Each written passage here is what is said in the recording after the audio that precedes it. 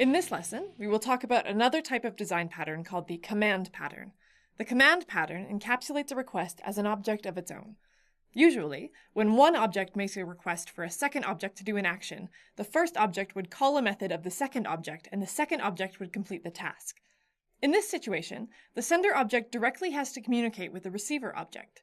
Instead of having these objects directly communicating with each other, the command pattern creates a command object in between the sender and receiver. This way, the sender doesn't need to know about the receiver and the methods to call. Think of it like how a boss in a company uses memos to carry out tasks. For example, if the boss needed a worker to schedule a meeting and also needed another worker to talk to an important client about business, the boss can use memos.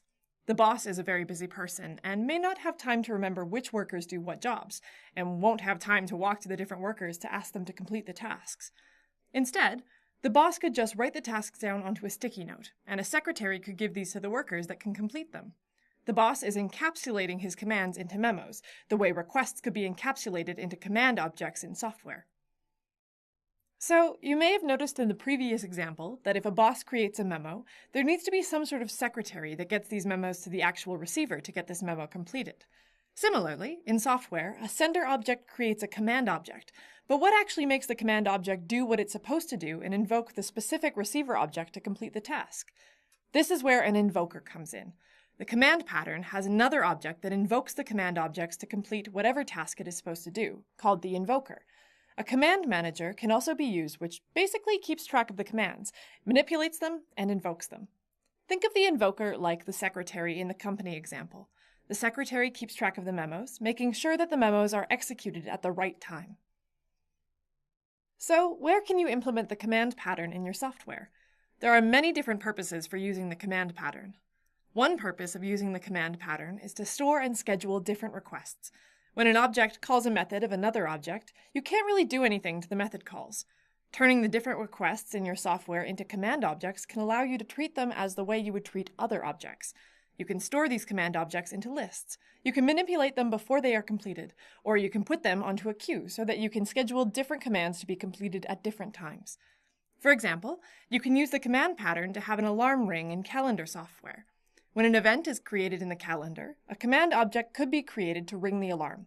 This command could be put onto a queue so that the command can be completed later when the event is actually scheduled to occur.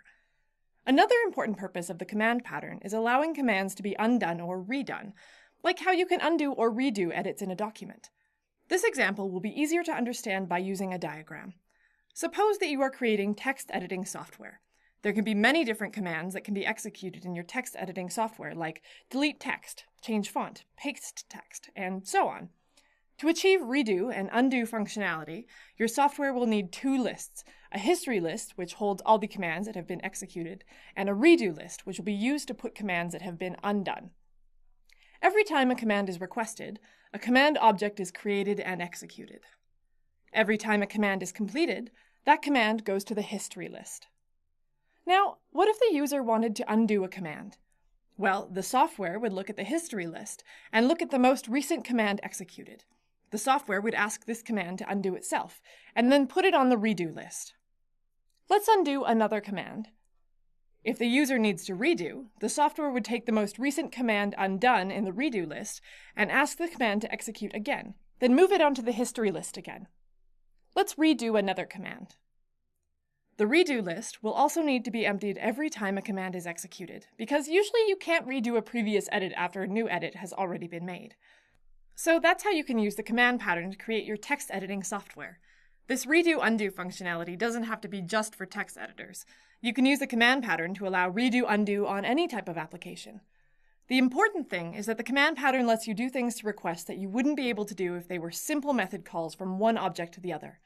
You can store these commands in a log list also, so that if your software program has an unexpected crash, you can allow your users to redo all the recent commands. Creating these requests as objects allows you to create very useful functionality in your software programs. How might the command pattern look in a UML diagram and in your source code? Here's how it would look in a UML diagram. You have a command superclass, and all commands will be instances of subclasses of this command superclass. Superclass defines the common behaviors of your commands. Each command will have the methods execute, unexecute, and is reversible. The execute method will actually do the work that the command is supposed to do. Unexecute will do the work of undoing the command, and isReversible determines if the command is reversible, returning true if the command can be undone. There could be some commands that can't be undone. For example, save is a command that doesn't really make sense to be undone. You can't really unsave a work that has been saved. These concrete command classes will call on specific receiver classes to deal with the actual work of completing the command. If we look into more details of concrete command class, for example, pasting text, we can see how a command object should be. We can see that the paste commands extends the command superclass. The paste command object also keeps track of where the text will be inserted and what will be inserted. This is a very important aspect of command objects. They must keep track of a lot of details on the current state of the document in order for commands to be reversible. In this case, the paste command is also a reversible command because you can delete the object you just pasted, so it will return true if isReversible is called and must keep track of where the text was pasted. When the execute and unexecute methods are called, this is where the command object actually calls on the receiver, which in this case is the document, to actually complete the work. The source code for the invoker is done in simple steps. First, it will need a reference to the command manager, which is the object that manages the history and redo lists. The invoker then creates the command object with the information needed to complete the command, then calls the command manager to execute the command. There are many benefits that come from using the command pattern. As I've mentioned before, it allows you to manipulate the commands as objects the way you could not do with method calls. Working with command objects allows you to add the functionalities I mentioned earlier, like putting commands into queues and adding an undo-redo function. Another main benefit of the command pattern is that it decouples the objects of your software program. When you have a class that wants to make a request, that class doesn't need to know about the other objects in the software system. It can simply just create a command object and let the command object deal with the work by invoking the receiver objects, like with the boss memo example I mentioned earlier. The object doesn't need to know who deals with the request anymore, like how the boss doesn't need to know which worker will deal with the task. The command pattern also allows you to pull out logic from your user interfaces. Usually, code to handle requests is put into the event handlers of user interfaces. However, it doesn't really make sense to have a lot of application logic sitting in your user interface classes. The user interface classes should only be dealing with user interface issues, like getting information to and from the user. Instead, the command pattern creates a new layer, which is where these command objects will go. Every time a button is clicked, it will create a command object instead, and that is where the logic will sit. These command objects are independent of your user interface, so it makes adding changes like new buttons to your software's user interface easier and faster. You can turn each and every service in your system into an object of its own, and allow much more flexible functionality. Next time you're creating an application, try applying the command pattern. Soon you'll see that using this pattern can really make your software programs versatile and easier to maintain, and you'll want to use it on every software you create. Good luck!